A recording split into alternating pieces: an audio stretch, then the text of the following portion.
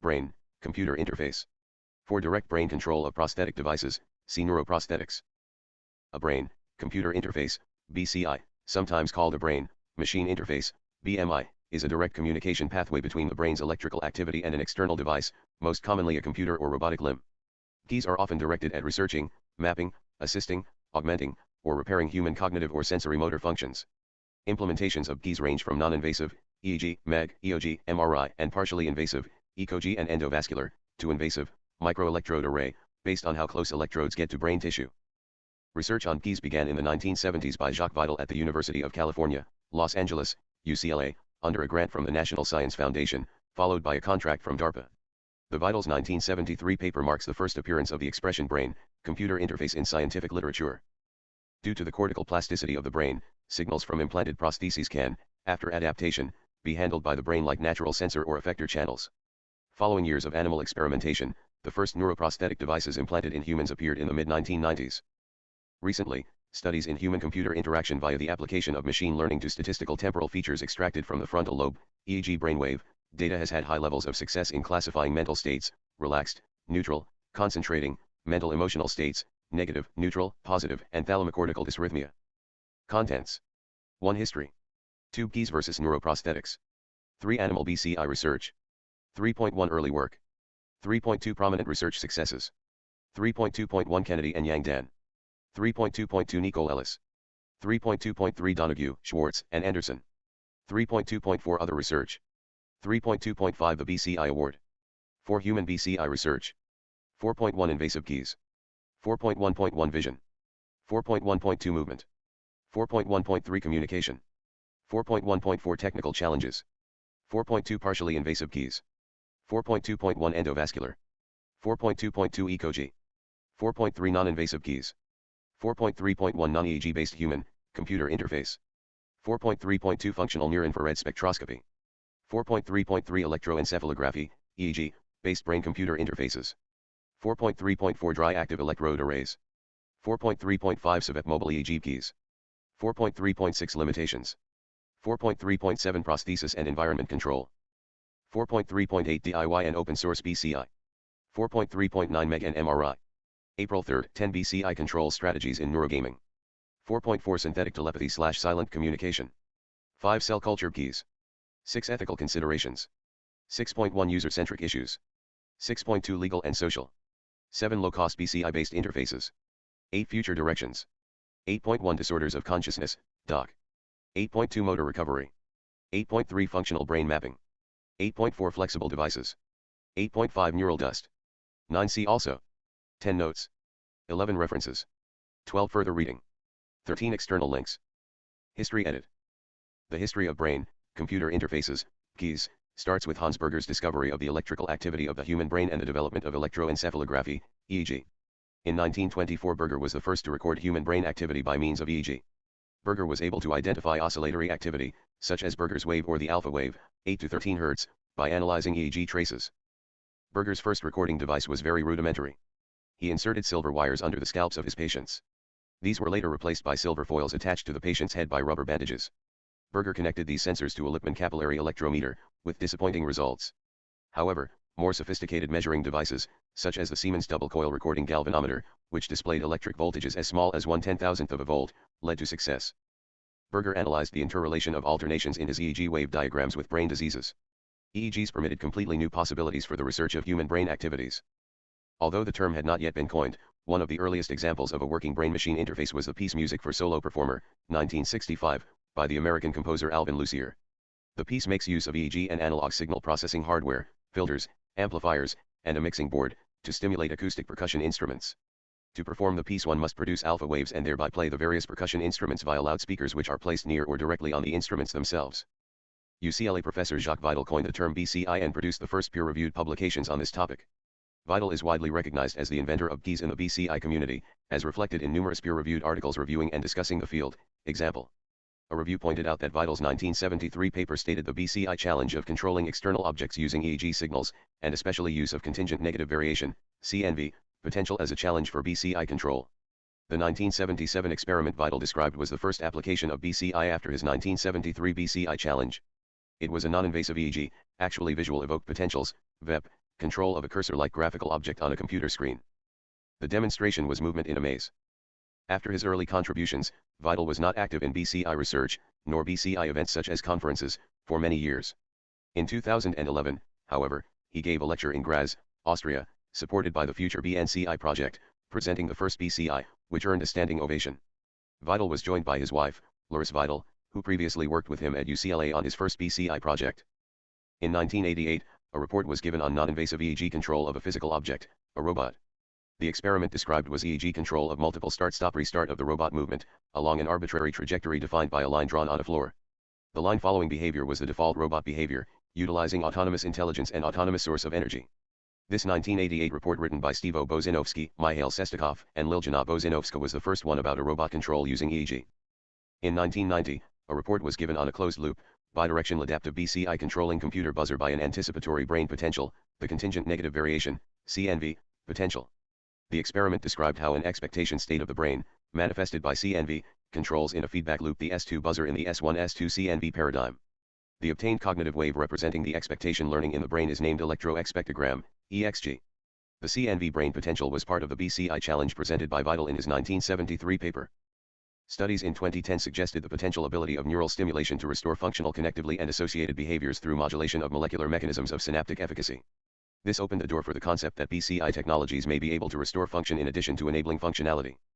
Since 2013, DARPA has funded BCI technology through the BRAIN Initiative, which has supported work out of the University of Pittsburgh Medical Center, Paradromics, Brown, and Synchron, among others. Keys versus neuroprosthetics edit.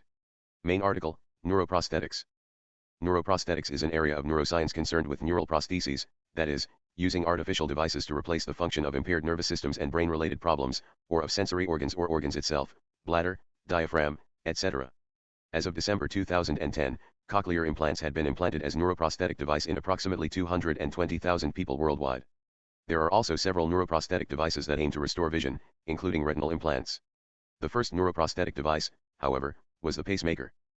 The terms are sometimes used interchangeably.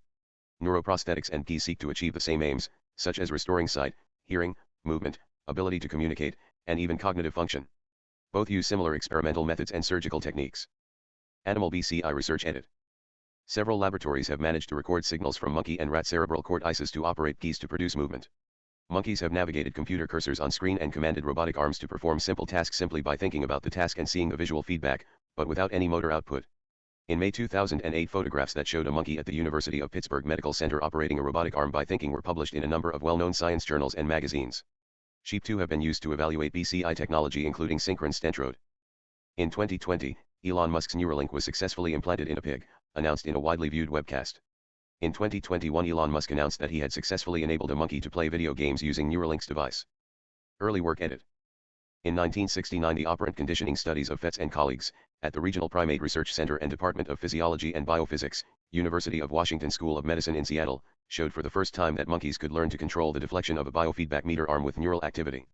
Similar work in the 1970s established that monkeys could quickly learn to voluntarily control the firing rates of individual and multiple neurons in the primary motor cortex if they were rewarded for generating appropriate patterns of neural activity.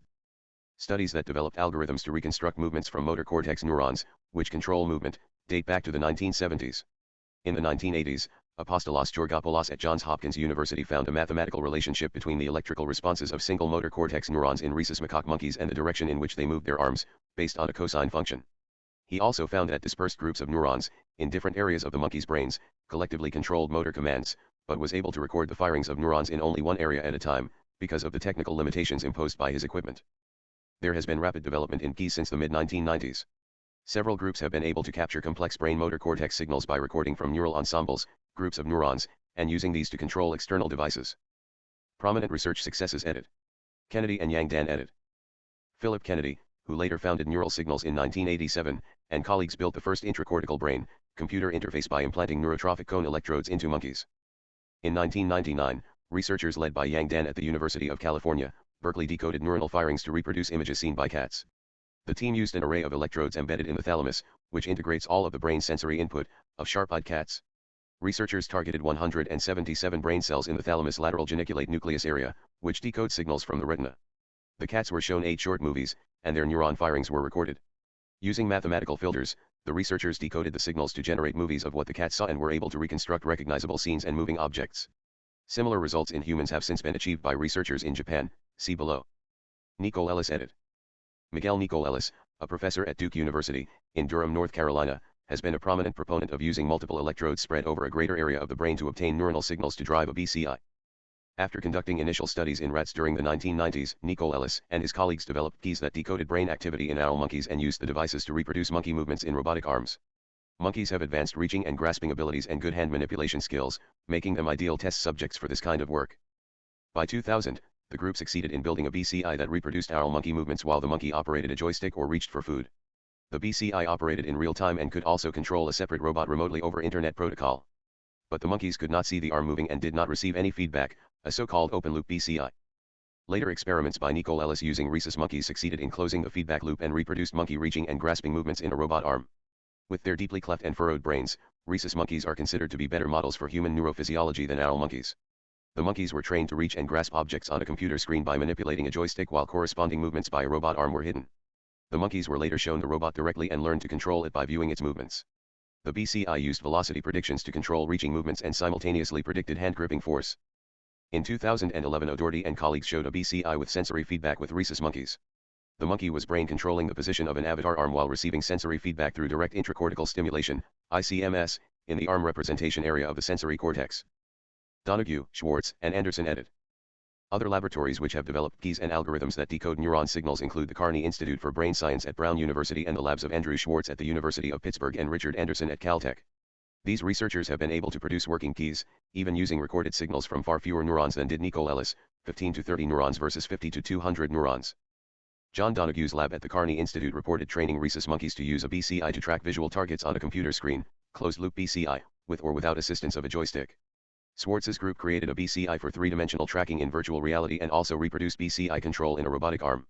The same group also created headlines when they demonstrated that a monkey could feed itself pieces of fruit and marshmallows using a robotic arm controlled by the animal's own brain signals. Anderson's group used recordings of premovement activity from the posterior parietal cortex in their BCI, including signals created when experimental animals anticipated receiving a reward. Other research edit. In addition to predicting kinematic and kinetic parameters of limb movements, keys that predict electromyographic or electrical activity of the muscles of primates are being developed. Such keys could be used to restore mobility in paralyzed limbs by electrically stimulating muscles. Miguel Nicole Ellis and colleagues demonstrated that the activity of large neural ensembles can predict arm position. This work made possible creation of keys that read arm movement intentions and translate them into movements of artificial actuators. Carmena and colleagues programmed the neural coding in a BCI that allowed a monkey to control reaching and grasping movements by a robotic arm. Lebedev and colleagues argued that brain networks reorganized to create a new representation of the robotic appendage in addition to the representation of the animal's own limbs. In 2019, researchers from UCSF published a study where they demonstrated a BCI that had the potential to help patients with speech impairment caused by neurological disorders. Their BCI used high-density electrocorticography to tap neural activity from a patient's brain and used deep learning methods to synthesize speech. In 2021, researchers from the same group published a study showing the potential of a BCI to decode words and sentences in an anarthric patient who had been unable to speak for over 15 years. The biggest impediment to BCI technology at present is the lack of a sensor modality that provides safe, accurate, and robust access to brain signals.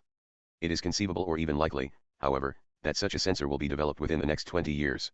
The use of such a sensor should greatly expand the range of communication functions that can be provided using a BCI. Development and implementation of a BCI system is complex and time-consuming. In response to this problem, Gerwin Schock has been developing a general-purpose system for BCI research, called BCI 2000. BCI 2000 has been in development since 2000 in a project led by the Brain, Computer Interface R&D program at the Wadsworth Center of the New York State Department of Health in Albany, New York, United States. A new wireless approach uses light-gated ion channels such as channel rhodopsin to control the activity of genetically defined subsets of neurons in vivo. In the context of a simple learning task, illumination of transfected cells in the somatosensory cortex influenced the decision-making process of freely moving mice. The use of BMIs has also led to a deeper understanding of neural networks and the central nervous system. Research has shown that despite the inclination of neuroscientists to believe that neurons have the most effect when working together, single neurons can be conditioned through the use of BMIs to fire at a pattern that allows primates to control motor outputs. The use of BMIs has led to development of the single neuron insufficiency principle, which states that even with a well-tuned firing rate, single neurons can only carry a narrow amount of information, and therefore the highest level of accuracy is achieved by recording firings of the collective ensemble. Other principles discovered with the use of BMIs include the neuronal multitasking principle, the neuronal mass principle, the neural degeneracy principle, and the plasticity principle. Keys are also proposed to be applied by users without disabilities. A user-centered categorization of BCI approaches by Torsten Osander and Christian Kothi introduces the term passive BCI. Next to active and reactive BCI that are used for directed control, passive keys allow for assessing and interpreting changes in the user state during human-computer interaction, HCI. In a secondary, implicit control loop, the computer system adapts to its user, improving its usability in general. Beyond BCI systems that decode neural activity to drive external effectors, BCI systems may be used to encode signals from the periphery. These sensory BCI devices enable real-time, behaviorally relevant decisions based upon closed-loop neural stimulation. The BCI Award Edit. The annual BCI Research Award is awarded in recognition of outstanding and innovative research in the field of brain-computer interfaces. Each year, a renowned research laboratory is asked to judge the submitted projects.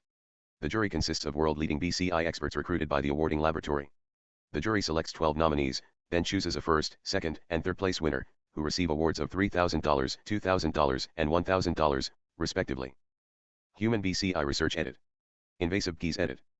Invasive BCI requires surgery to implant electrodes under scalp for communicating brain signals. The main advantage is to provide more accurate reading, however, its downside includes side effects from the surgery. After the surgery, scar tissues may form which can make brain signals weaker. In addition, according to the research of Abdul Qadir et al., 2015, the body may not accept the implanted electrodes and this can cause a medical condition. Vision Edit. Invasive BCI research has targeted repairing damaged sight and providing new functionality for people with paralysis. Invasive keys are implanted directly into the gray matter of the brain during neurosurgery. Because they lie in the gray matter, invasive devices produce the highest quality signals of BCI devices but are prone to scar tissue buildup, causing the signal to become weaker, or even non-existent, as the body reacts to a foreign object in the brain. In vision science, direct brain implants have been used to treat non-congenital, acquired, blindness. One of the first scientists to produce a working brain interface to restore sight was private researcher William Dobley. Dobley's first prototype was implanted into Jerry, a man blinded in adulthood, in 1978. A single array BCI containing 68 electrodes was implanted onto Jerry's visual cortex and succeeded in producing phosphenes, the sensation of seeing light. The system included cameras mounted on glasses to send signals to the implant. Initially, the implant allowed Jerry to see shades of gray in a limited field of vision at a low frame rate. This also required him to be hooked up to a mainframe computer, but shrinking electronics and faster computers made his artificial eye more portable and now enable him to perform simple tasks unassisted.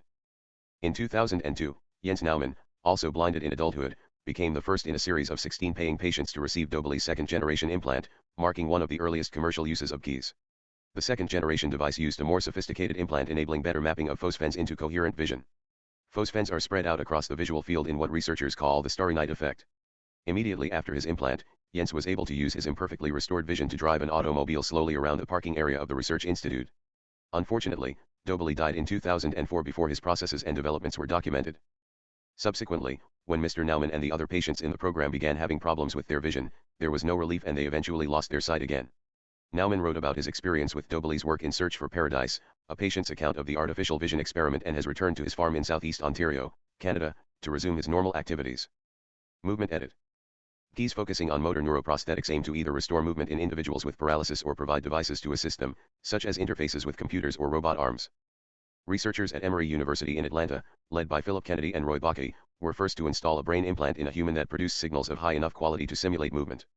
Their patient, Johnny Ray, 1944 to 2002, suffered from locked-in syndrome after suffering a brainstem stroke in 1997.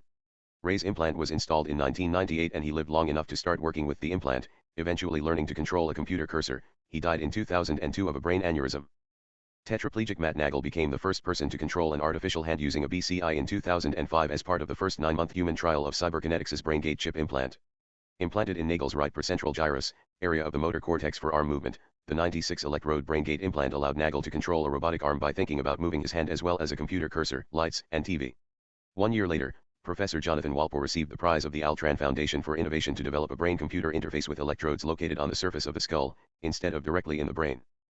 More recently, research teams led by the BrainGate group at Brown University and a group led by University of Pittsburgh Medical Center, both in collaborations with the United States Department of Veterans Affairs, have demonstrated further success in direct control of robotic prosthetic limbs with many degrees of freedom using direct connections to arrays of neurons in the motor cortex of patients with tetraplegia. Communication Edit. In May 2021, a Stanford University team reported a successful proof-of-concept test that enabled a quadriplegic participant to input English sentences at about 86 characters per minute and 18 words per minute. The participant imagined moving his hand to write letters, and the system performed handwriting recognition on electrical signals detected in the motor cortex, utilizing hidden Markov models and recurrent neural networks for decoding. A report published in July 2021 reported a paralyzed patient was able to communicate 15 words per minute using a brain implant that analyzed motor neurons that previously controlled the vocal tract. In a recent review article, researchers raised an open question of whether human information transfer rates can surpass that of language with keys. Given that recent language research has demonstrated that human information transfer rates are relatively constant across many languages, there may exist a limit at the level of information processing in the brain. On the contrary, this upper limit of information transfer rate may be intrinsic to language itself, as a modality for information transfer. Technical challenges. Edit. There exist a number of technical challenges to recording brain activity with invasive keys. Advances in CMOS technology are pushing and enabling integrated, invasive BCI designs with smaller size, lower power requirements, and higher signal acquisition capabilities. Invasive keys involve electrodes that penetrate brain tissue in an attempt to record action potential signals, also known as spikes, from individual, or small groups of, neurons near the electrode. The interface between a recording electrode and the electrolytic solution surrounding neurons has been modeled using the Hodgkin-Huxley model. Electronic limitations to invasive keys have been an active area of research in recent decades. While intracellular recordings of neurons reveal action potential voltages on the scale of hundreds of millivolts, chronic invasive keys rely on recording extracellular voltages which typically are 3 orders of magnitude smaller, existing at hundreds of microvolts. Further adding to the challenge of detecting signals on the scale of microvolts is the fact that the electrode tissue interface has a high capacitance at small voltages. Due to the nature of these small signals, for BCI systems that incorporate functionality onto an integrated circuit, each electrode requires its own amplifier and ADC, which convert analog extracellular voltages into digital signals. Because a typical neuron action potential lasts for 1 millisecond, keys measuring spikes must have sampling rates ranging from 300 Hz to 5 kHz. Yet another concern is that invasive keys must be low power, so as to dissipate less heat to surrounding tissue. At the most basic level, more power is traditionally needed to optimize signal-to-noise ratio. Optimal battery design is an active area of research in keys. Challenges existing in the area of material science are central to the design of invasive keys. Variations in signal quality over time have been commonly observed with implantable microelectrodes. Optimal material and mechanical characteristics for long-term signal stability in invasive keys has been an active area of research. It has been proposed that the formation of glial scarring, secondary to damage at the electrode tissue interface, is likely responsible for electrode failure and reduced recording performance. Research has suggested that blood-brain barrier leakage, either at the time of insertion or over time, may be responsible for the inflammatory and glial reaction to chronic microelectrodes implanted in the brain. As a result, flexible and tissue-like designs have been researched and developed to minimize foreign body reaction by means of matching the Young's modulus of the electrode closer to that of brain tissue. Partially invasive keys. Edit. Partially invasive BCI devices are implanted inside the skull but rest outside the brain rather than within the gray matter. They produce better resolution signals than non-invasive keys where the bone tissue of the cranium deflects and deforms signals and have a lower risk of forming scar tissue in the brain than fully invasive keys. There has been preclinical demonstration of intracortical keys from the stroke paralesional cortex. Endovascular. Edit. A systematic review published in 2020 detailed multiple studies, both clinical and non-clinical, dating back decades investigating the feasibility of endovascular keys. In recent years, the biggest advance in partially invasive keys has emerged in the area of interventional neurology. Elon Musk mentioned the potential for this in 2016 but never pursued it. Meanwhile, in 2010, researchers affiliated with University of Melbourne had begun developing a BCI that could be inserted via the vascular system. The Australian neurologist Thomas Oxley, Mount Sinai Hospital, conceived the idea for this BCI, called Stentrode, which has received funding from DARPA. Preclinical studies evaluated the technology in sheep. The Stentrode, a monolithic stent electrode array, is designed to be delivered via an intravenous catheter under image guidance to the superior sagittal sinus, in the region which lies adjacent to motor cortex. This proximity to motor cortex underlies the Stentrode's ability to measure neural activity. The procedure is most similar to how venous sinus stents are placed for the treatment of idiopathic intracranial hypertension. The Stentrode communicates neural activity to a batteryless telemetry unit implanted in the chest, which communicates wirelessly with an external telemetry unit capable of power and data transfer. While an endovascular BCI benefits from avoiding craniotomy for insertion, risks such as clotting and venous thrombosis are possible. In preclinical animal studies implanted with Stentrode, 20 animals showed no evidence of thrombus formation after 190 days, possibly due to endothelial incorporation of the Stentrode into the vessel wall. First-in-human trials with the Stentrode are underway. In November 2020, 2 participants that suffer from amyotrophic lateral sclerosis were able to wirelessly control an operating system to text, email, shop, and bank using direct thought through the Stentrode brain-computer interface, marking the first time a brain-computer interface was implanted via the patient's blood vessels, eliminating the need for open brain surgery.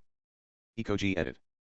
Electrocorticography, ECG, measures the electrical activity of the brain taken from beneath the skull in a similar way to non-invasive electroencephalography, but the electrodes are embedded in a thin plastic pad that is placed above the cortex, beneath the dura mater.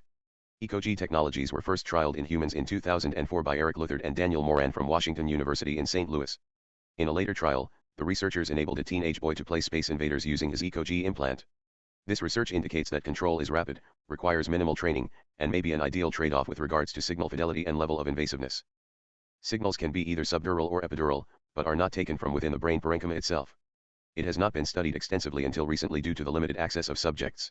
Currently, the only manner to acquire the signal for study is through the use of patients requiring invasive monitoring for localization and resection of an epileptogenic focus.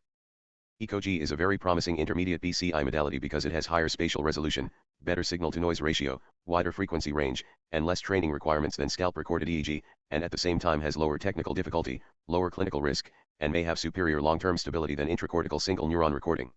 This feature profile and recent evidence of the high level of control with minimal training requirements shows potential for real-world application for people with motor disabilities. Light reactive imaging BCI devices are still in the realm of theory.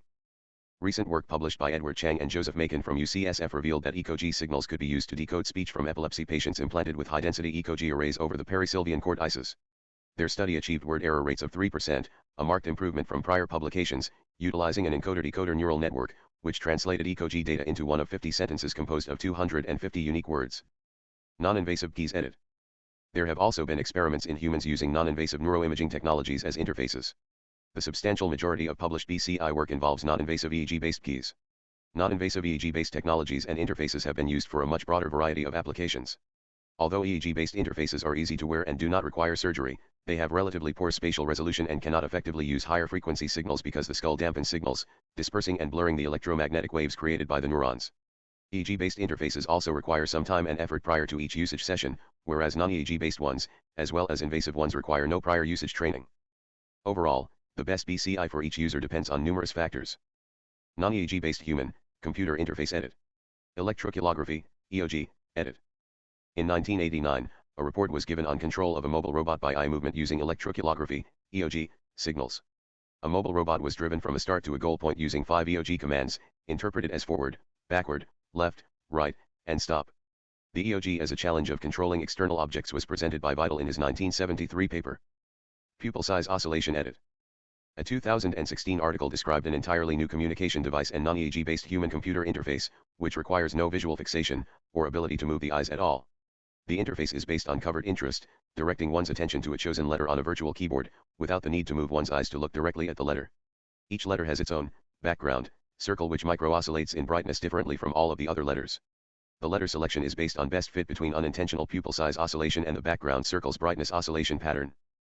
Accuracy is additionally improved by the user's mental rehearsing of the words bright and dark in synchrony with the brightness transitions of the letter circle.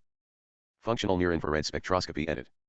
In 2014 and 2017, a BCI using functional near-infrared spectroscopy for locked-in patients with amyotrophic lateral sclerosis, ALS, was able to restore some basic ability of the patients to communicate with other people. Electroencephalography, EEG, based brain-computer interfaces edit. After the BCI challenge was stated by Vital in 1973, the initial reports on non-invasive approach included control of a cursor in 2D using VEP, Vital 1977, control of a buzzer using CNV, Bozinovska et al. 1988, 1990, control of a physical object, a robot, using a brain rhythm, Alpha, Bozinovsky et al. 1988, control of a text written on a screen using P300, Farwell and Duncan, 1988. In the early days of BCI research, another substantial barrier to using electroencephalography, EEG, as a brain-computer interface was the extensive training required before users can work the technology. For example, in experiments beginning in the mid-1990s, Niels Berbaumer at the University of Tübingen in Germany trained severely paralyzed people to self-regulate the slow cortical potentials in their EEG to such an extent that these signals could be used as a binary signal to control a computer cursor. Berbaumer had earlier trained epileptics to prevent impending fits by controlling this low voltage wave. The experiment saw 10 patients trained to move a computer cursor by controlling their brain waves. The process was slow, requiring more than an hour for patients to write 100 characters with the cursor, while training often took many months. However, the slow cortical potential approach to keys has not been used in several years, since other approaches require little or no training, are faster and more accurate, and work for a greater proportion of users. Another research parameter is the type of oscillatory activity that is measured. Gert Furtskeller founded the BCI Lab 1991 and fed his research results on motor imagery in the first online BCI based on oscillatory features and classifiers. Together with Berbaumer and Jonathan Walpa at New York State University, they focused on developing technology that would allow users to choose the brain signals they found easiest to operate a BCI, including mu and beta rhythms. A further parameter is the method of feedback used, and this is shown in studies of P300 signals. Patterns of P300 waves are generated involuntarily, stimulus feedback, when people see something they recognize and may allow keys to decode categories of thoughts without training patients first. By contrast, The biofeedback methods described above require learning to control brainwaves so the resulting brain activity can be detected. In 2005 it was reported research on EEG emulation of digital control circuits for BCI, with example of a CNV flip-flop. In 2009 it was reported non-invasive EEG control of a robotic arm using a CNV flip-flop. In 2011 it was reported control of 2 robotic arms solving Tower of Hanoi task with 3 disks using a CNV flip-flop. In 2015 it was described EEG emulation of a Schmidt trigger, flip-flop, demultiplexer, and modem. While an EEG-based brain-computer interface has been pursued extensively by a number of research labs, recent advancements made by Ben He and his team at the University of Minnesota suggest the potential of an EEG-based brain-computer interface to accomplish tasks close to invasive brain-computer interface. Using advanced functional neuroimaging including bold functional MRI and EEG source imaging, Ben He and co-workers identified the covariation and co-localization of electrophysiological and hemodynamic signals induced by motor imagination. Refined by a neuroimaging approach and by a training protocol, Ben He and co-workers demonstrated the ability of a non-invasive EEG-based brain-computer interface to control the flight of a virtual helicopter in three-dimensional space, based upon motor imagination. In June 2013 it was announced that Ben He had developed the technique to enable a remote control helicopter to be guided through an obstacle course. In addition to a brain-computer interface based on brain waves, as recorded from scalp EEG electrodes, Ben He and co-workers explored a virtual EEG signal-based brain-computer interface by first solving the EEG inverse problem and then used the resulting virtual EEG for brain-computer interface tasks.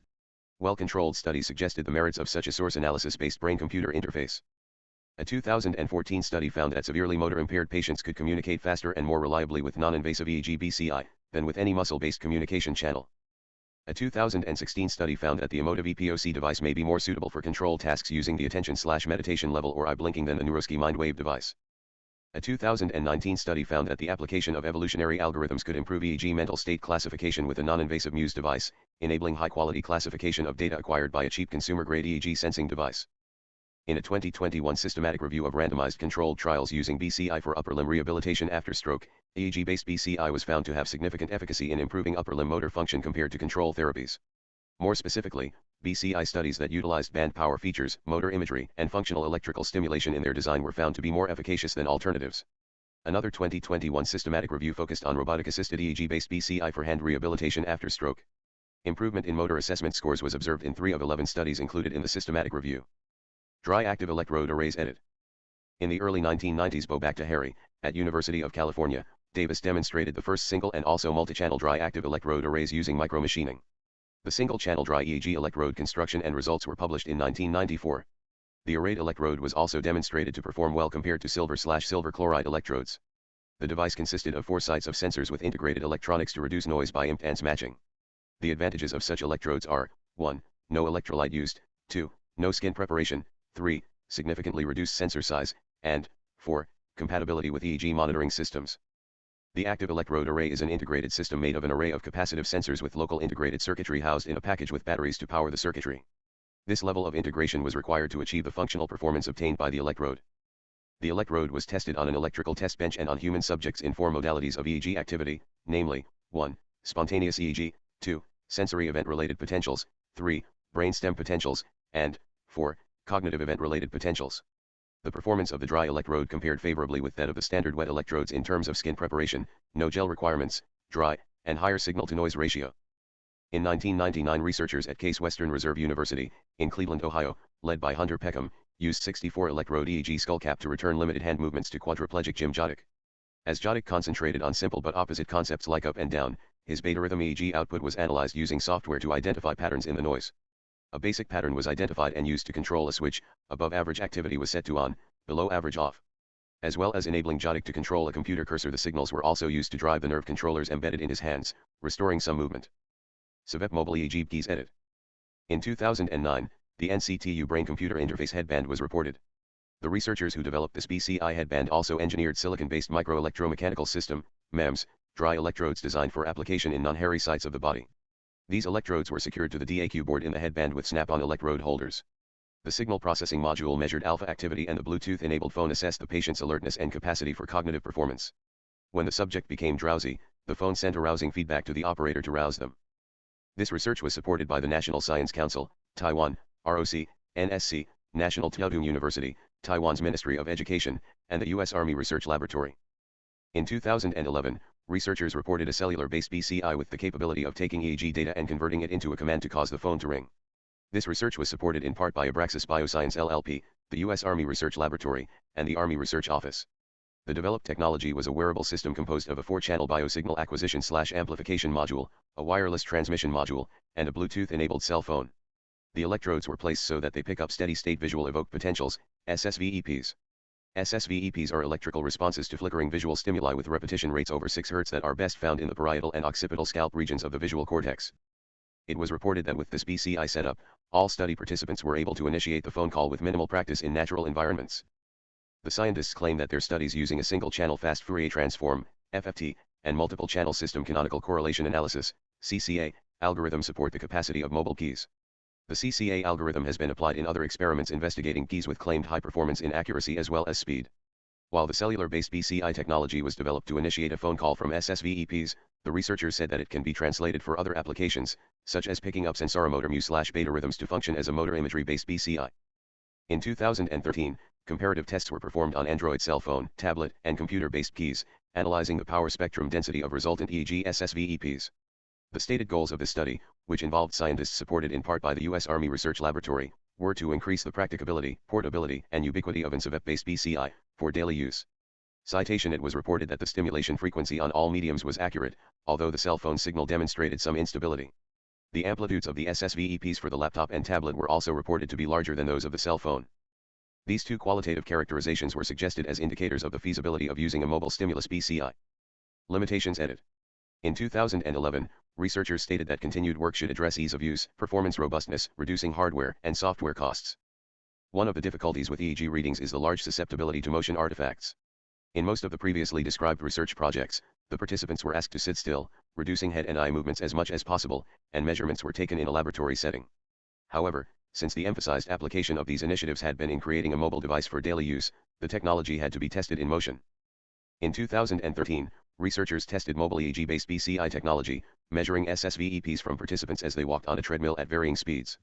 This research was supported by the Office of Naval Research, Army Research Office, and the U.S. Army Research Laboratory. Stated results were that as speed increased, the CVEP detectability using CCA decreased.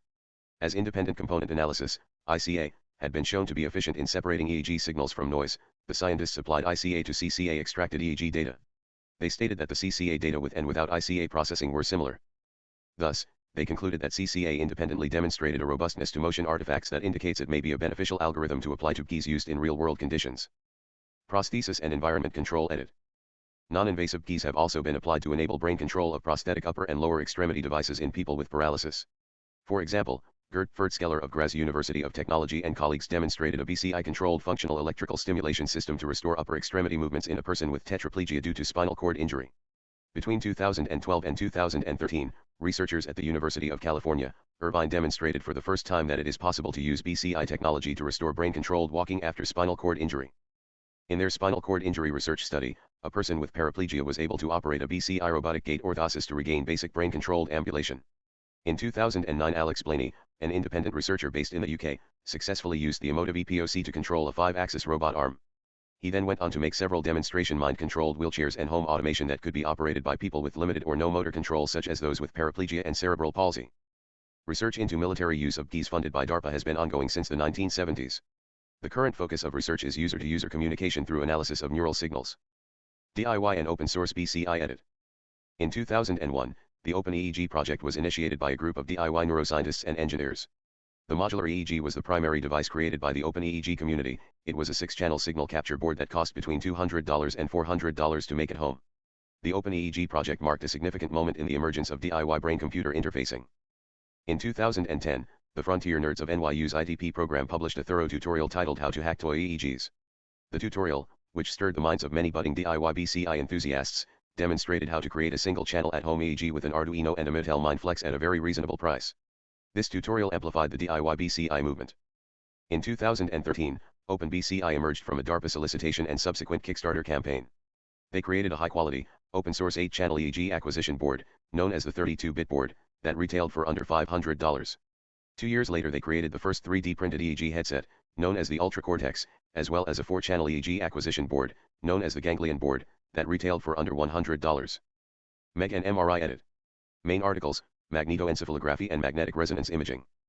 Magnetoencephalography, MEG, and functional magnetic resonance imaging, fMRI, have both been used successfully as non-invasive keys. In a widely reported experiment, fMRI allowed two users being scanned to play Pong in real time by altering their hemodynamic response or brain blood flow through biofeedback techniques. fMRI measurements of hemodynamic responses in real time have also been used to control robot arms with a 7-second delay between thought and movement.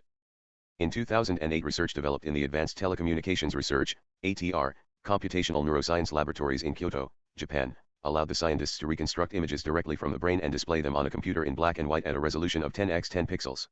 The article announcing these achievements was the cover story of the journal Neuron of December 10, 2008.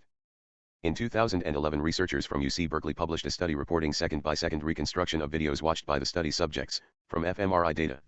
This was achieved by creating a statistical model relating visual patterns in videos shown to the subjects, to the brain activity caused by watching the videos. This model was then used to look up the 101-second video segments, in a database of 18 million seconds of random YouTube videos, whose visual patterns most closely matched the brain activity recorded when subjects watched a new video. These 101-second video extracts were then combined into a mashed-up image that resembled the video being watched. BCI control strategies in neurogaming. Edit. Motor imagery. Edit. Motor imagery involves the imagination of the movement of various body parts resulting in sensoromotor cortex activation, which modulates sensoromotor oscillations in the EEG. This can be detected by the BCI to infer a user's intent. Motor imagery typically requires a number of sessions of training before acceptable control of the BCI is acquired. These training sessions may take a number of hours over several days before users can consistently employ the technique with acceptable levels of precision. Regardless of the duration of the training session, users are unable to master the control scheme. This results in very slow pace of the gameplay. Advanced machine learning methods were recently developed to compute a subject-specific model for detecting the performance of motor imagery. The top-performing algorithm from BCI competition for dataset 2 for motor imagery is the filter bank common spatial pattern, developed by NETAL from A***, Singapore. Bio/neurofeedback for passive BCI designs. Edit. Biofeedback is used to monitor a subject's mental relaxation. In some cases, biofeedback does not monitor electroencephalography, EEG, but instead bodily parameters such as electromyography, EMG, galvanic skin resistance, GSR, and heart rate variability, HRV. Many biofeedback systems are used to treat certain disorders such as attention deficit hyperactivity disorder, ADHD, sleep problems in children, teeth grinding, and chronic pain. EEG biofeedback systems typically monitor 4 different bands: theta, 4 to 7 Hz, alpha 8, 12 Hz, SMR, 12 to 15 Hz, beta, 15 to 18 Hz, and challenge the subject to control them. Passive BCI involves using BCI to enrich human-machine interaction with implicit information on the actual user state, for example, simulations to detect when users intend to push brakes during an emergency car stopping procedure. Game developers using passive keys need to acknowledge that through repetition of game levels the user's cognitive state will change or adapt. Within the first play of a level, the user will react to things differently from during the second play. For example, the user will be less surprised at an event in the game if he/she is expecting it. Visual evoked potential, VEP. Edit. A VEP is an electrical potential recorded after a subject is presented with a type of visual stimuli. There are several types of VEPs. Steady-state visually evoked potentials, SSVEPs, use potentials generated by exciting the retina, using visual stimuli modulated at certain frequencies. SVEP stimuli are often formed from alternating checkerboard patterns and at times simply use flashing images. The frequency of the phase reversal of the stimulus used can be clearly distinguished in the spectrum of an EEG. This makes detection of SVEP stimuli relatively easy. SVEP has proved to be successful within many BCI systems. This is due to several factors. The signal elicited is measurable in as large a population as the transient VEP and blink movement, and electrocardiographic artifacts do not affect the frequencies monitored. In addition, the SVEP signal is exceptionally robust. The topographic organization of the primary visual cortex is such that a broader area obtains afferents from the central or foveal region of the visual field. SVEP does have several problems, however. As SSVEPs use flashing stimuli to infer a user's intent, the user must gaze at one of the flashing or iterating symbols in order to interact with the system. It is, therefore, likely that the symbols could become irritating and uncomfortable to use during longer play sessions, which can often last more than an hour, which may not be an ideal gameplay. Another type of VEP used with applications is the P300 potential. The P300 event-related potential is a positive peak in the EEG that occurs at roughly 300 milliseconds after the appearance of a target stimulus, a stimulus for which the user is waiting or seeking, or oddball stimuli.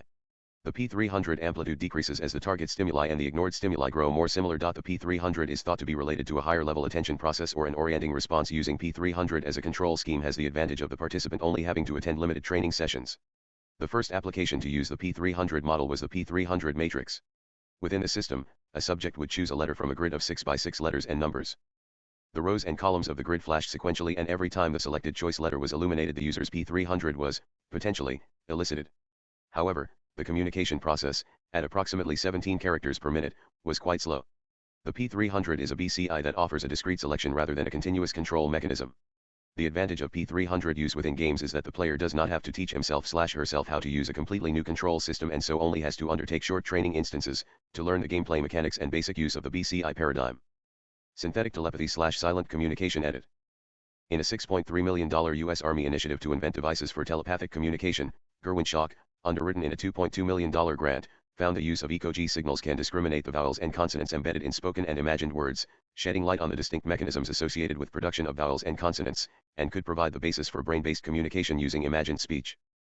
In 2002, Kevin Warwick had an array of 100 electrodes fired into his nervous system in order to link his nervous system into the internet to investigate enhancement possibilities. With this in place, Warwick successfully carried out a series of experiments. With electrodes also implanted into his wife's nervous system, they conducted the first direct electronic communication experiment between the nervous systems of two humans. Another group of researchers was able to achieve conscious brain-to-brain communication between two people separated by a distance using non-invasive technology that was in contact with the scalp of the participants. The words were encoded by binary streams using the sequences of zeros and ones by the imaginary motor input of the person emitting the information. As the result of this experiment, pseudo-random bits of the information carried encoded words hola, hi in Spanish, and ciao, goodbye in Italian, and were transmitted mind-to-mind between humans separated by a distance, with blocked motor and sensory systems, which has low to no probability of this happening by chance too. Research into synthetic telepathy using subvocalization is taking place at the University of California, Irvine under lead scientist Mike D. Mura. The first such communication took place in the 1960s using EEG to create Morse code using brain alpha waves. Using EEG to communicate imagined speech is less accurate than the invasive method of placing an electrode between the skull and the brain. On February 27, 2013, the group with Miguel Nicole Ellis at Duke University and IINNL successfully connected the brains of two rats with electronic interfaces that allowed them to directly share information, in the first ever direct brain-to-brain interface. Cell culture keys edit. Main article, Cultured Neuronal Network. Researchers have built devices to interface with neural cells and entire neural networks in cultures outside animals. As well as furthering research on animal implantable devices, experiments on cultured neural tissue have focused on building problem-solving networks, constructing basic computers and manipulating robotic devices. Research into techniques for stimulating and recording from individual neurons grown on semiconductor chips is sometimes referred to as neuroelectronics or neurochips. Development of the first working neurochip was claimed by a Caltech team led by Jerome Pine and Michael Marr in 1997. The Caltech chip had room for 16 neurons. In 2003, a team led by Theodore Berger, at the University of Southern California, started work on a neurochip designed to function as an artificial or prosthetic hippocampus. The neurochip was designed to function in rat brains and was intended as a prototype for the eventual development of higher brain prosthesis. The hippocampus was chosen because it is thought to be the most ordered and structured part of the brain and is the most studied area. Its function is to encode experiences for storage as long-term memories elsewhere in the brain. In 2004, Thomas DeMoss at the University of Florida used a culture of 25,000 neurons taken from a rat's brain to fly a F-22 fighter jet aircraft simulator. After collection, the cortical neurons were cultured in a petri dish and rapidly began to reconnect themselves to form a living neural network. The cells were arranged over a grid of 60 electrodes and used to control the pitch and yaw functions of the simulator. The study's focus was on understanding how the human brain performs and learns computational tasks at a cellular level. Ethical considerations edit. Sources. User-centric issues edit. 1. Long-term effects to the user remain largely unknown. 2. Obtaining informed consent from people who have difficulty communicating. 3. The consequences of BCI technology for the quality of life of patients and their families. 4. Health-related side effects, e.g. neurofeedback of sensoromotor rhythm training is reported to affect sleep quality. 5. Therapeutic applications and their potential misuse. 6. Safety risks. 7. Non-convertibility of some of the changes made to the brain. Legal and social edit. 1. Issues of accountability and responsibility, claims that the influence of keys overrides free will and control over sensory motor actions, claims that cognitive intention was inaccurately translated due to a BCI malfunction. 2. Personality changes involved caused by deep brain stimulation. 3. Concerns regarding the state of becoming a cyborg, having parts of the body that are living and parts that are mechanical. 4. Questions personality, what does it mean to be a human? 5. Blurring of the division between human and machine and inability to distinguish between human versus machine-controlled actions. 6. Use of the technology in advanced interrogation techniques by governmental authorities. 7. Selective enhancement and social stratification. 8. Questions of research ethics that arise when progressing from animal experimentation to application in human subjects. 9. Moral questions. 10. Mind reading and privacy. 11. Tracking and tagging system. 12. Mind control. 13. Movement control. 14. Emotion control. In their current form, most keys are far removed from the ethical issues considered above. They are actually similar to corrective therapies in function. Clausen stated in 2009 that keys pose ethical challenges, but these are conceptually similar to those that bioethicists have addressed for other realms of therapy. Moreover, he suggests that bioethics is well prepared to deal with the issues that arise with BCI technologies. Hayes-Lager and colleagues pointed out that expectations of BCI efficacy and value play a great role in ethical analysis and the way BCI scientists should approach media. Furthermore, standard protocols can be implemented to ensure ethically sound informed consent procedures with locked-in patients. The case of GIs today has parallels in medicine, as will its evolution. Similar to how pharmaceutical science began as a balance for impairments and is now used to increase focus and reduce need for sleep, GIs will likely transform gradually from therapies to enhancements. Efforts are made inside the BCI community to create consensus on ethical guidelines for BCI research, development, and dissemination. As innovation continues, ensuring equitable access to GIs will be crucial, failing which generational inequalities can arise which can adversely affect the right to human flourishing. The ethical considerations of GIs are essential to the development of future implanted devices. End users, ethicists, researchers, funding agencies, physicians, corporations, and all others involved in BCI use should consider the anticipated, and unanticipated, changes that GIs will have on human autonomy, identity, privacy, and more. Low-cost BCI-based interfaces edit. Main article, Consumer Brain, Computer Interfaces. Recently a number of companies have scaled back medical-grade EEG technology to create inexpensive GIs for research as well as entertainment purposes. For example, toys such as the NeuroSky and Mattel MindFlex have seen some commercial success. 1. In 2006 Sony patented a neural interface system allowing radio waves to affect signals in the neural cortex. 2. In 2007 NeuroSky released the first affordable consumer-based EEG along with the game NeuroBoy. This was also the first large-scale EEG device to use dry sensor technology. 3. In 2008 OCZ Technology developed a device for use in video games relying primarily on electromyography. 4. In 2008 Final Fantasy developer Square Enix announced that it was partnering with NeuroSky to create a game, Judica. 5. In 2009 Mattel partnered with NeuroSky to release the MindFlex, a game that used an EEG to steer a ball through an obstacle course. It is by far the best-selling consumer-based EEG to date. 6. In 2009 Uncle Milton Industries partnered with NeuroSky to release the Star Wars Force Trainer, a game designed to create the illusion of possessing the Force. 7. In 2009 Emotive released the EPOC, a 14-channel EEG device that can read 4 mental states, 13 conscious states, facial expressions, and head movements. The EPOC is the first commercial BCI to use dry sensor technology, which can be dampened with a saline solution for a better connection. 8. In November 2011 Time magazine selected Nico Mimi produced by Neuroware as one of the best inventions of the year. The company announced that it expected to launch a consumer version of the garment, consisting of cat-like ears controlled by a brainwave reader produced by NeuroSky, in spring 2012. 9. In February 2014 They Shall Walk, a non-profit organization fixed on constructing exoskeletons, dubbed life suits, for paraplegics and quadriplegics, began a partnership with James W. Shakergy on the development of a wireless BCI. 10. In 2016, a group of hobbyists developed an open-source BCI board that sends neural signals to the audio jack of a smartphone, dropping the cost of entry-level BCI to £20. Basic diagnostic software is available for Android devices, as well as a text entry app for Unity. 11. In 2020, NextMind released a dev kit including an EEG headset with dry electrodes at $399. The device can be played with some demo applications or developers can create their own use cases using the provided software development kit. Future Directions Edit. A consortium consisting of 12 European partners has completed a roadmap to support the European Commission in their funding decisions for the new framework program Horizon 2020. The project, which was funded by the European Commission, started in November 2013 and published a roadmap in April 2015. A 2015 publication led by Drive Clemens Brunner describes some of the analyses and achievements of this project, as well as the emerging Brain-Computer Interface Society. For example, this article reviewed work within this project that further defined keys and applications, explored recent trends, discussed ethical issues, and evaluated different directions for new keys.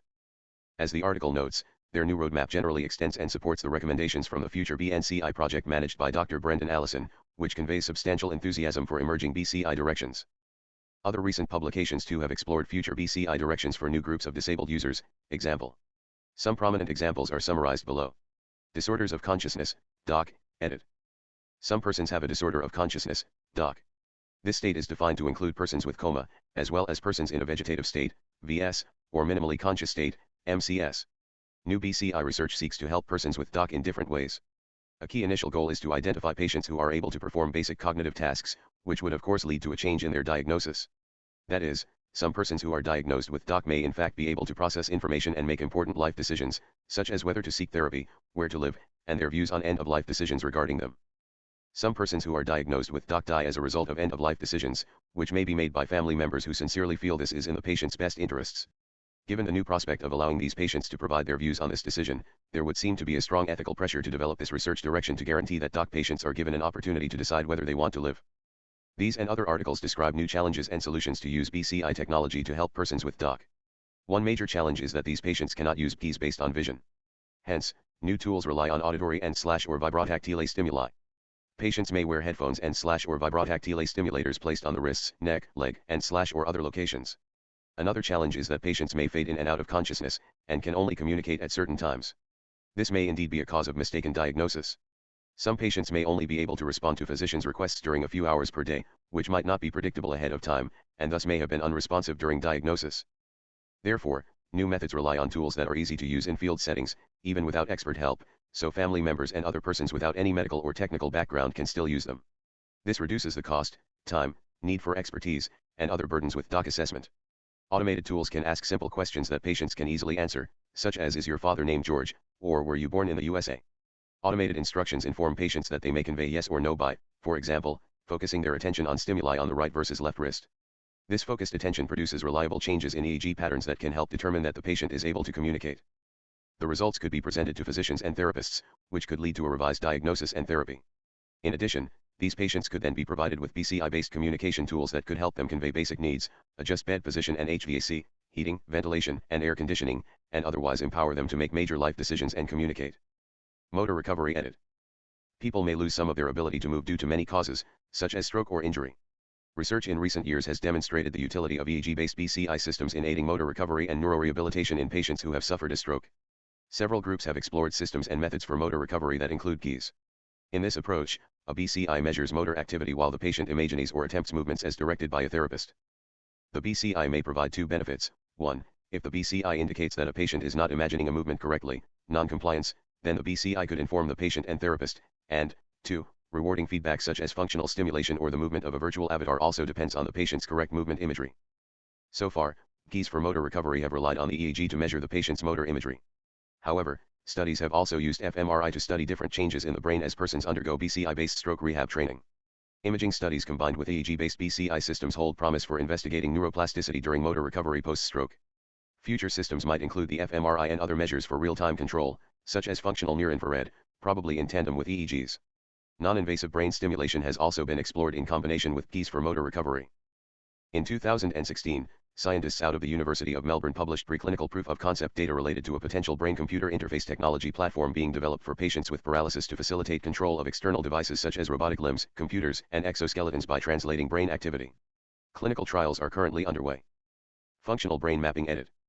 Each year, about 400,000 people undergo brain mapping during neurosurgery. This procedure is often required for people with tumors or epilepsy that do not respond to medication.